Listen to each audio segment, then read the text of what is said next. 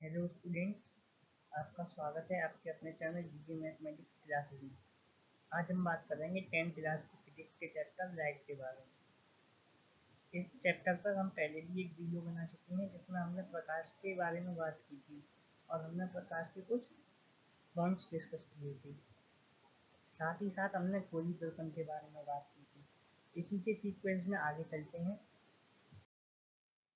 आज हम बात करेंगे गोली दर्पण में प्रयोग होने वाले कुछ शब्दों की, जो कि कुछ इस प्रकार है। ध्रुव, मुख्य अक्ष, वक्रता केंद्र, वक्रता त्रिज्या, द्वारक, मुख्य फोकस, फोकस दूरी। जैसा कि आप इस फिगर में देख सकते हैं, यहाँ पर कुछ लेटर्स लिखे हुए हैं। कौन सा लेटर क्या मीनिंग रखता है, ये हम आगे की वीडियो में डिस्कस करेंगे। तो स्टार्ट करते हैं।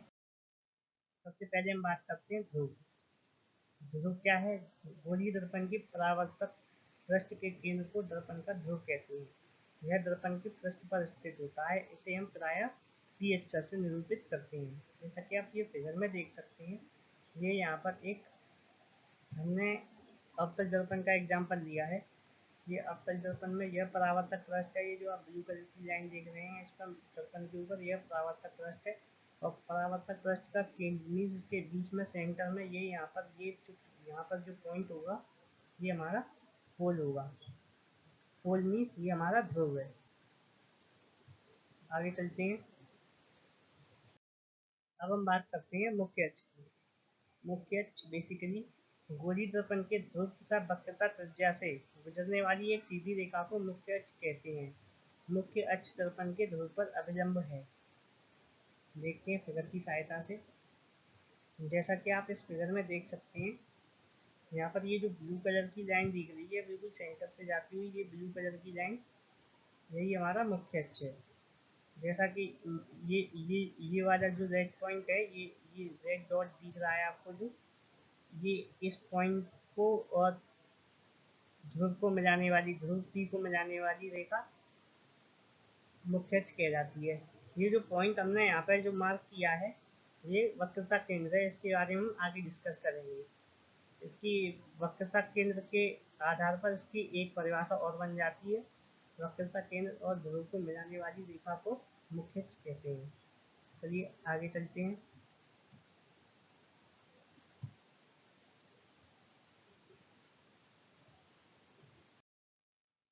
अब हम बात करते हैं वक्रता केंद्र की।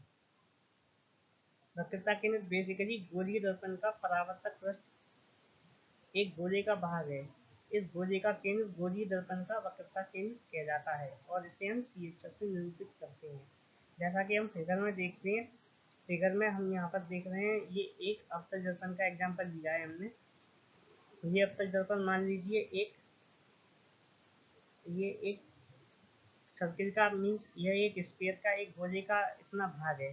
अगर हम इस गोले को कंप्लीट कर दें, मान लीजिए हमने इमेजनरी एक सर्किल, ये गोला कंप्लीट कर दिया, स्फीयर को हमने कंप्लीट कर दिया, तो जो इस गोले का जो केंद्र होगा, वही हमारा वक्रता केंद्र है, जिसे हम सी से प्रदर्शित करते हैं। जैसा कि फिगर में आप देख सकते हैं, ये हमारा वक्रता केंद्र रहेगा। चलिए आगे चलते हैं। अब हम बात करते हैं वक्रता त्रिज्या के बारे में। त्रिज्या, जैसा कि नाम से ही समझ में आता है, केंद्र से परिधि तक की दूरी को हम त्रिज्या कहते हैं। तो यहाँ भी कुछ ऐसा ही है। वक्रता केंद्र से हम दर्पण की पृष्ठ की दूरी को त्रिज्या कहते हैं। वक्रता त्रिज्या दर्पण का परावर्तक पृष्ठ जिस गोले का भाग है, उस दर्पण की त्रिज्या वक्रता त्रिज्या कहलाती है। इसे आर से निरूपित किया जाता है। जैसा कि हम फिगर में देख सकते हैं, ये आर से जो इंडिकेट की गई है, ये डिस्टेंस, ये दूरी जो आर से निरूपित की गई है, यही हमारी वक्रता त्रिज्या है। हम दूसरे आसान शब्दों में ये भी कह सकते हैं, वक्रता केंद्र पी से ध्रुव पी तक के बीच की दूरी को हम वक्रता त्रिज्या कहते हैं। चलिए आगे चलते हैं इसी के सीक्वेंस में। अब हम बात करते हैं द्वारक के बारे में। द्वारक गोलीय दर्पण के परावर्तक पृष्ठ तल की वृत्ताकार सीमा रेखा का व्यास दर्पण का द्वारक कहलाता है। इसे mn से दर्शाया जाता है। तो जैसा कि हम फिगर में देखते हैं, फिगर में यह एक अवतल दर्पण का एग्जाम्पल दिया है हमने। यह एक गोलीय अवतल दर्पण है। अगर हम इसे इधर से यहाँ सामने से देखेंगे तो ये हमें कुछ गोल दिखाई देगा इस प्रकार।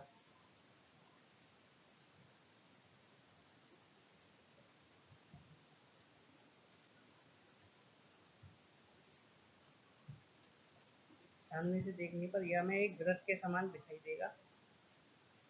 इस जो वृत्त का जो व्यास होगा, इस वृत्त का व्यास यहाँ से यहाँ तक जो केंद्र से होते हुए जाती है वह रेखा व्यास, यह व्यास हमारा द्वारक कहलाता है।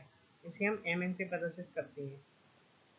तो ये जो इसमें इस फिगर के अनुसार हमारी ये जो दूरी रहेगी, ये m से n तक के लिए ये हमारा द्वारक कहलाएगा। ये आप चाहें तो इसका स्क्रीनशॉट दे सकते हैं या अपने नोट्स बना सकते हैं।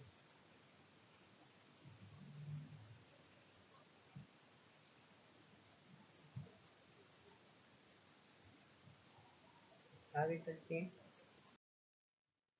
तो चलिए अब हम बात करते हैं मुख्य फोकस के बारे में। मुख्य फोकस, मुख्य अक्ष पर वह बिंदु जहाँ मुख्य अक्ष के समांतर किरणें आकर मिलती हैं या परावर्तित किरणें मुख्य अक्ष पर एक बिंदु से आती हुई महसूस होती हैं, वह बिंदु गोलीय दर्पण का मुख्य फोकस किया जाता है। जैसा कि इस फिगर में आप देख सकते हैं, यहाँ पर ये जो एफ पॉइंट से हमने डिनोट किया है, कैपिटल एफ, स्मॉल एफ नहीं, कैपिटल एफ के बारे में बात कर रहे हैं हम। ये जो कैपिटल एफ है यह हमारी मुख्य फोकस बिंदु है। ये पहली लाइन में जैसे कि हम देख सकते हैं, परिभाषा की पहली लाइन में लिखा है मुख्य अक्ष के समांतर किरणें आकर मिलती है। यह कैसे होता है ये हम अगले फिगर की सहायता से समझते हैं। यहाँ से आप देख सकते हैं यह समांतर किरण आ रही है और ये यहाँ से परावर्तित होकर इधर से ये वापस जा रही है। ये हमारा सी है वक्रता केंद्र और ये पी है। सी और पी को मिलाने वाली रेखा मुख्य अक्ष थी। हमने पहले बात की थी इस बारे में। मुख्य अक्ष को यह परावर्तित होकर यहाँ इस बिंदु पर काट रही है। ऐसे ही और भी किरणें ये किरणें आ रही हैं और परावर्तित होकर मुख्य अक्ष को एफ बिंदु पर ही काट रही हैं। तो ये जो हमारा एफ बिंदु होगा यही हमारा मुख्य फोकस कहलाएगा। तो ये था हमारा मुख्य फोकस। अब हम बात करेंगे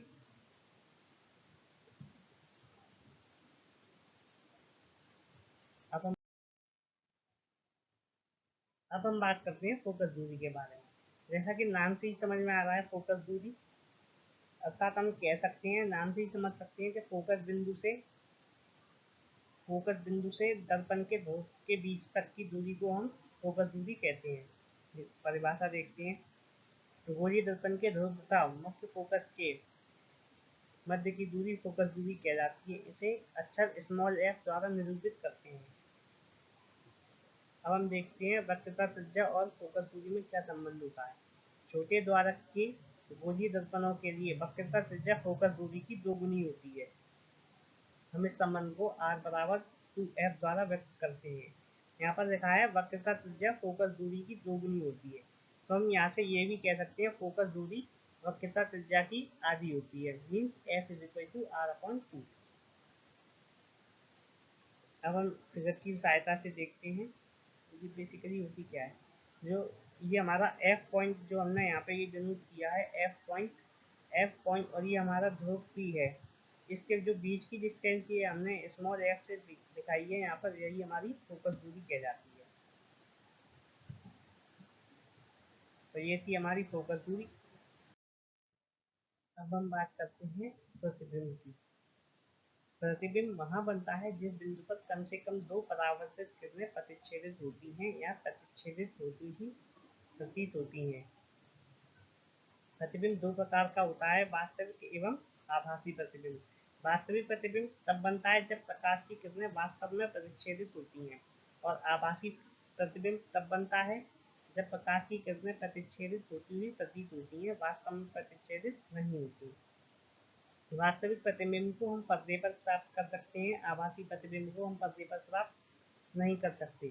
वास्तविक प्रतिबिंब हमेशा उल्टा बनता है और आभासी प्रतिबिंब हमेशा सीधा बनता है।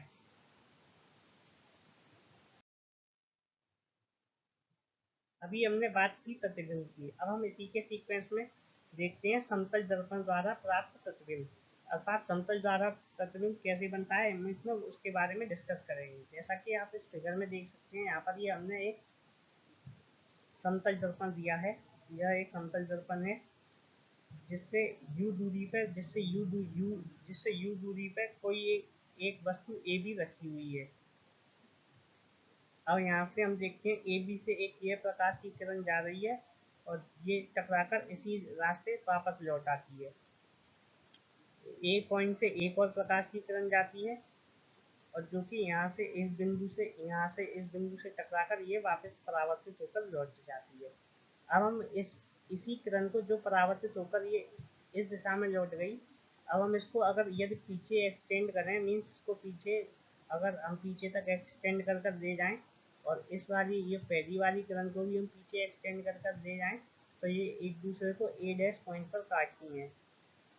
तो यहाँ से हम देखते हैं कि जो ए का प्रतिबिंब होगा वह ए डैश बनता है, हमें यहाँ पर प्राप्त होता है। इसी प्रकार ये बी का प्रतिबिंब बी डैश यहाँ पर बन रहा है। तो यहाँ से हमने देखा ए बी वस्तु का प्रतिबिंब ए डैश बी डैश कैसे बन रहा है। अब इस प्रतिबिंब के बारे में हम कुछ महत्वपूर्ण बिंदु यहाँ पर उनका अध्ययन करेंगे। हम देखते हैं यहाँ पे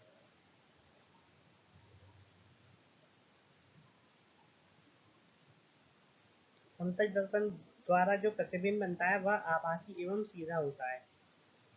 प्रतिबिंब का आकार वस्तु के आकार के बराबर होता है। प्रतिबिंब दर्पण के उतने पीछे बनता है जितनी वस्तु की दर्पण से दूरी होती है। जैसा कि हम यहाँ पे देख सकते हैं, वस्तु की दर्पण से दूरी u है और प्रतिबिंब की दर्पण से दूरी v है, अर्थात यह तीसरे पॉइंट का मतलब है u is equal to v। u और v बराबर होंगे। और जो हमारा दूसरा पॉइंट था, प्रतिबिंब का आकार वस्तु के आकार के बराबर है। यहाँ हम देख सकते हैं ए बी की लंबाई बराबर ए डैश बी डैश की लंबाई है। यह प्रतिबिंब आभासी एवं सीधा होता है। अब हम इसका फोर्थ पॉइंट देखते हैं, प्रतिबिंब पार्श्व परिवर्तित होता है। पार्श्व परिवर्तित, यह एक नया शब्द आ गया। पार्श्व परिवर्तित देखते हैं, इसका मीनिंग क्या है। पार्श्व परिवर्तन, इसमें वस्तु का दायां भाग बायां प्रतीत होता है और बायां भाग दायां।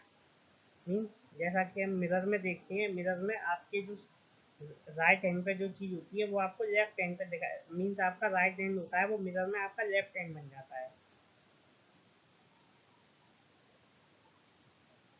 तो पार्श्व परिवर्तन, इसमें वस्तु का दायां भाग बायां प्रतीत होता है और बायां भाग दायां।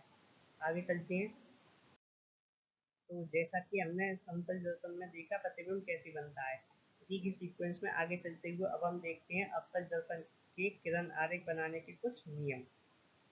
तो यहाँ पे पहला नियम देखते हैं हम, दर्पण के मुख्य अक्ष के समांतर प्रकाश किरण परावर्तन के पश्चात अवतल दर्पण के मुख्य फोकस से गुजरेगी।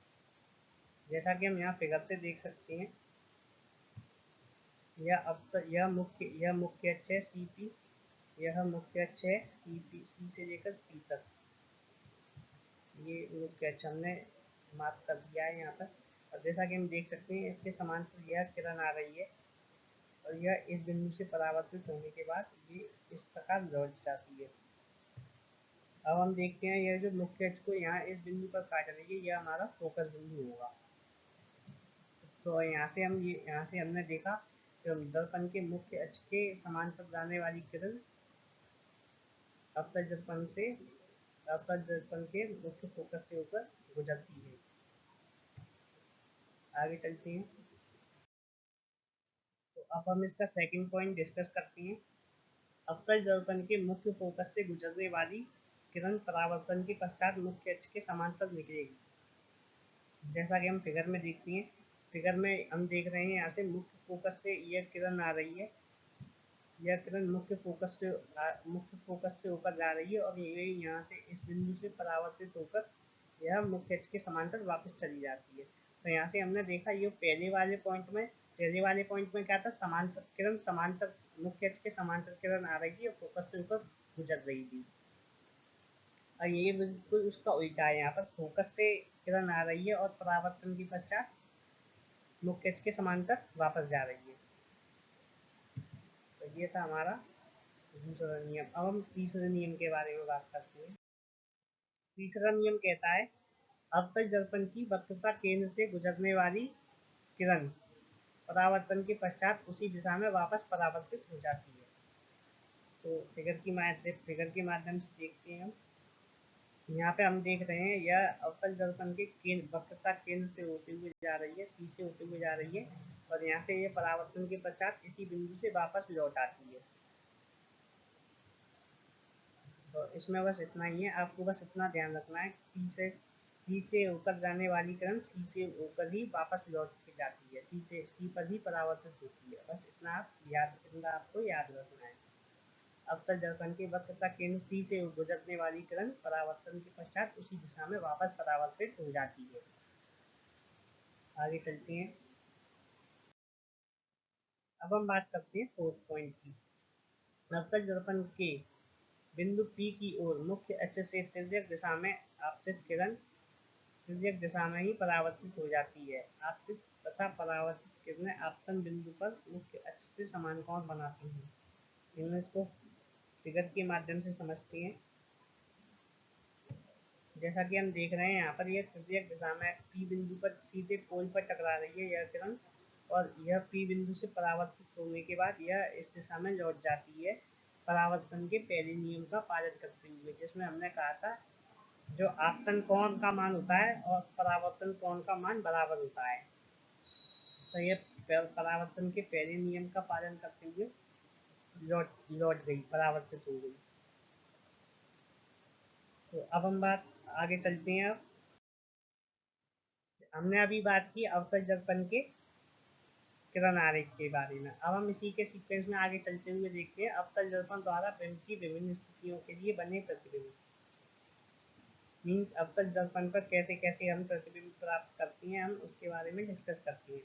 हम पहली कंडीशन यहाँ पर डिस्कस करेंगे। पहली कंडीशन में हमने अपनी वस्तु को अनंत पर रखा है। अनंत पर रखी हुई वस्तु का हम प्रतिबिंब अवतल दर्पण पर प्राप्त करना चाहते हैं। तो अब उसके लिए हम देखते हैं, फिगर के माध्यम से समझते हैं।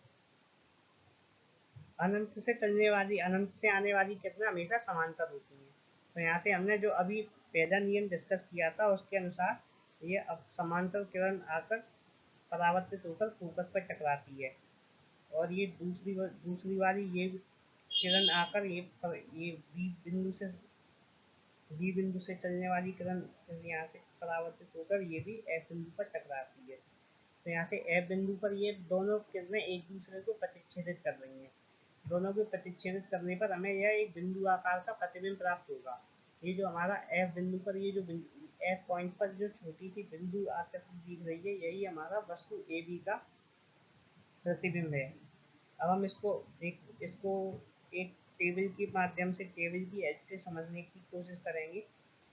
यहाँ पर हम टेबल में देखते हैं बिंब की स्थिति, प्रतिबिंब की स्थिति, प्रतिबिंब का आकार, प्रतिबिंब की प्रकृति। हम इन चार चीज़ों को डिस्कस करेंगे। तो जैसा कि हम यहाँ पे इमेजिन कर रहे हैं, हमारी जो बिंब मीन्स अर्थात जो वस्तु है वो अनंत पर रखी है, और हमारे जो प्रतिबिंब की अनंत पर रखी वस्तु का प्रतिबिंब जो बन रहा है वो हमारा फोकस पर बन रहा है। तो प्रतिबिंब की स्थिति हम कह सकते हैं फोकस बिंदु पर। प्रतिबिंब का आकार आकार हम देखते हैं, प्रतिबिंब तो बिंदु के आकार का बन रहा है, मतलब ये बहुत छोटा है, तो अत्यधिक छोटा। अब इसकी प्रकृति कैसी होगी? प्रकृति मीन्स आभासी होगा या वास्तविक होगा। तो यहाँ से हम देखते हैं यह प्रतिबिंब वास्तविक तथा उल्टा होगा, क्योंकि यहाँ पर किरणें एक दूसरे को वास्तव में प्रतिच्छेद कर रही हैं। अब हम आगे चलते हैं। तो चलिए अब हम वस्तु की दूसरी स्थिति के बारे में डिस्कस करते हैं। मीन्स हम सी से परे, हम वस्तु को अगर सी से परे मीन्स अनंत और वक्रता केंद्र के बीच में रखें, जैसा कि आप देख सकते हैं ये हमने वस्तु को यहाँ पर, ये हमारा सी वक्रता केंद्र है, ये यहाँ पर ये सी वक्रता केंद्र है, और ये इधर अनंत बिंदु होगा। हमने अनंत बिंदु और वक्रता केंद्र सी के बीच में वस्तु को रखा। तो यहाँ से हम देखते हैं ये परावर्तन, ये पहली किरण बी से जाती है और ये परावर्तित होकर मुख्य अक्ष को फोकस बिंदु पर काटती है। जैसा कि हम देख चुके, समानांतर आने वाली किरण मुख्य फोकस से होकर गुजरती है। दूसरी किरण बी बिंदु से मुख्य फोकस पे होते हुए चलती है और ये परावर्तन के पश्चात मुख्य अक्ष के समांतर हो जाती है। अब ये पहली किरण और ये दूसरी किरण, ये एक बिंदु को, ये दोनों एक दूसरे को बी डैश बिंदु पर काटती हैं। तो जो बिंदु बी का प्रतिबिंब बना वो बी डैश पर बनेगा और ए डैश का प्रतिबिंब ये बिंदु ए से आने वाली किरण ऐसे सीधे आकर सीधे सीधे आएगी और सीधे ए से टकराकर वापस लौट जाएगी। ए डैश का एक बिंदु ए का प्रतिबिंब ए डैश पर यहाँ पर बना है। अब जो हम ए डैश बी डैश को मिलाने वाली ये जो रेखा है, ए डैश बी डैश को मिलाने वाली यह रेखा ही वस्तु ए बी का प्रतिबिंब है। तो अब ये जो प्रतिबिंब बना है, इस प्रतिबिंब का आकार और हम उसके बारे में इसकी प्रकृति के बारे में डिस्कस करेंगे। तो हम इस टेबल में देखते हैं बिंब की स्थिति हमने कहाँ पर रखा है, सी से परे मीन्स अनंत और वक्रता केंद्र के बीच में। अब हम प्रतिबिंब की स्थिति देखते हैं, प्रतिबिंब कहाँ पर बन रहा है। जैसा कि हम देख सकते हैं प्रतिबिंब वक्रता केंद्र सी तथा मुख्य फोकस एफ के बीच में बन रहा है। प्रतिबिंब के आकार के बारे में बात की जाए तो यह वस्तु से छोटा बनेगा।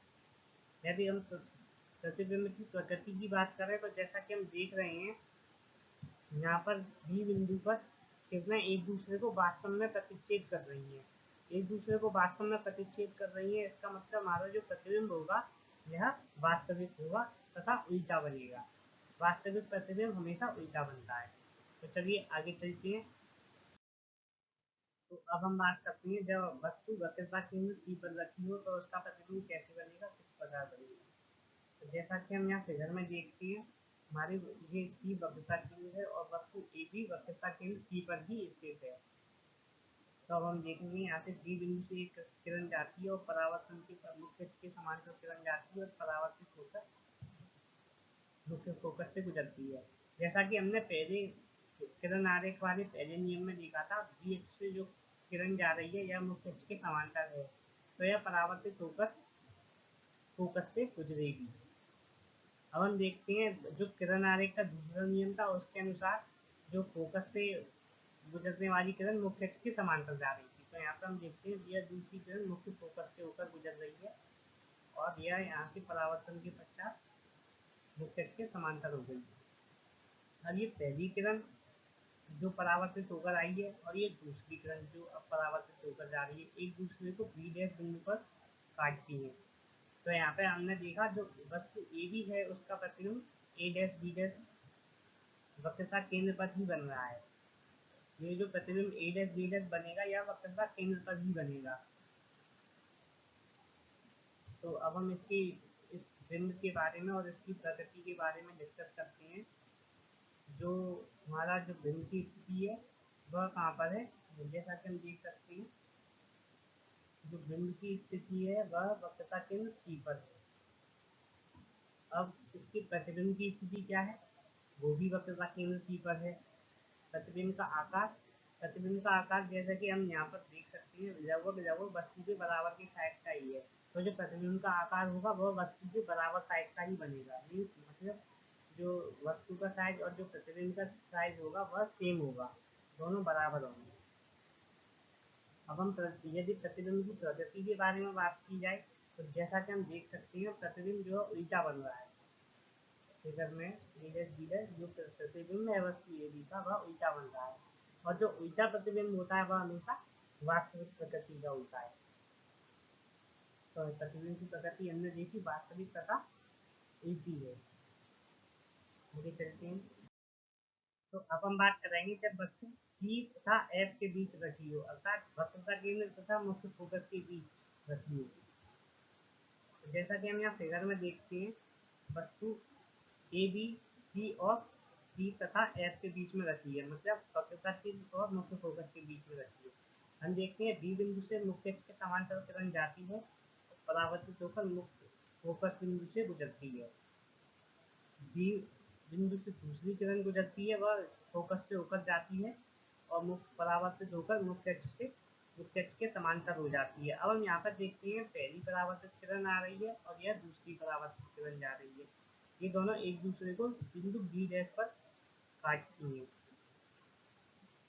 तो यहाँ से हमें मिलता है जो वस्तु ए बी का प्रतिबिंब ए डैश बी डैश प्राप्त हो जाता है। तो अब हम इसकी टेबल बनाते हैं। टेबल में इसकी हम स्थिति देखते हैं। ये जो हम यहाँ पर देखते हैं ये अनंत होगा, इधर जो अनंत अनंत मानते हैं हम, अनंत और पी के बीच में बन रहा है यह प्रतिबिंब। यह प्रतिबिंब अनंत और पी के बीच में बन रहा है। और यहाँ पर हम देखते हैं वस्तु के साइज से थोड़ा बड़ा है या वस्तु के आकार से बड़ा है। और यहाँ पर हम अब इसकी टेबल बनाते हैं। बिंब की स्थिति सी तथा एफ के बीच। प्रतिबिंब की स्थिति देखते हैं हम सी से परे अर्थात अनंत एवं वक्रता केंद्र के बीच में। प्रतिबिंब का आकार वस्तु से थोड़ा बड़ा है, वस्तु से बड़ा। अब हम बात करते हैं प्रतिबिंब की प्रकृति। तो वास्तविक एवं उल्टा। आगे चलते हैं। अब हम बात करते हैं जब वस्तु फोकस बिंदु पर रखी हो। फोकस बिंदु पर रखी वस्तु के लिए हम यहाँ पर देखते हैं।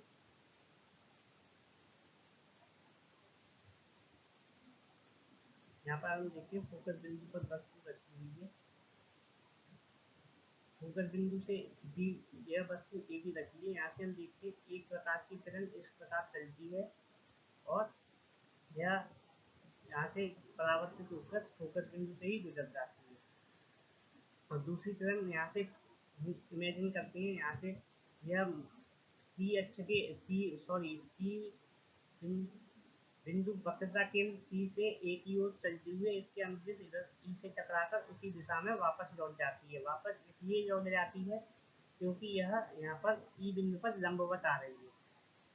तो यह पहली परावर्तित किरण और दूसरी परावर्तित किरण अनंत पर जाकर मिलती है। अनंत पर जाकर मिलती है और यहाँ से हम देखते हैं कि जो इसका जो प्रतिबिंब बनेगा वह अनंत पर जाकर ही बनेगा। अब हम उसकी प्रकृति के बारे में बात करते हैं। बिंब की स्थिति हमने देखा, बिंब यानी कि वस्तु फोकस पर रखी है। प्रतिबिंब की स्थिति अर्थात जो प्रतिबिंब बन रहा है वह अनंत पर बन रहा है। प्रतिबिंब का आकार रहेगा वह बहुत बड़ा रहेगा और जो प्रतिबिंब की प्रकृति होगी वह उल्टा एवं वास्तविक। आगे चलते हैं। अब हम बात करेंगे जब वस्तु ध्रुव तथा फोकस के बीच रखी हो अर्थात पी तथा एफ के बीच में रखी हो। तो यहाँ हम देखते हैं जो हमारा ऑब्जेक्ट है, जो वस्तु है, वो ए बी फोकस तथा पोल के बीच में रखी है।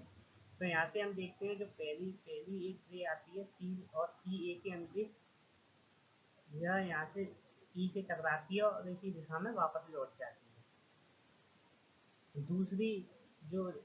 दूसरी जो हम बात करते हैं, दूसरी किरण ए बिंदु से ही चलती है, यहाँ से पी से टकराकर इस दिशा में लौट जाती है। तो हम इधर देखते हैं यह दर्पण के लेफ्ट साइड में कहीं पर भी इंटरसेक्ट अर्थात एक दूसरे को परिच्छेद नहीं कर रही है। अब हम यदि इन किरणों को दर्पण के पीछे की तरफ एक्सटेंड करें तो यह एक दूसरे को ए डैश बिंदु पर काटती है। ए डैश बिंदु पर काटती है। तो जो हमें इस प्रकार जो बिंदु ए का प्रतिबिंब ए डैश प्राप्त होता है और इस प्रकार हमें पूरी वस्तु ए बी का प्रतिबिंब ए डैश बी डैश प्राप्त हो जाता है। यहाँ पर अब हम देखते हैं, इसकी हम प्रकृति के बारे में डिस्कस करेंगे। यहाँ पर हम देखते हैं ये किरणें वास्तव में प्रतिच्छेदित नहीं कर रही, तो अर्थात यह प्रतिबिंब आभासी होगा और यह प्रतिबिंब सीधा बना है। और अब हम टेबल देखते हैं बिंब की स्थिति। बिंब की स्थिति एफ तथा ई के बीच में है।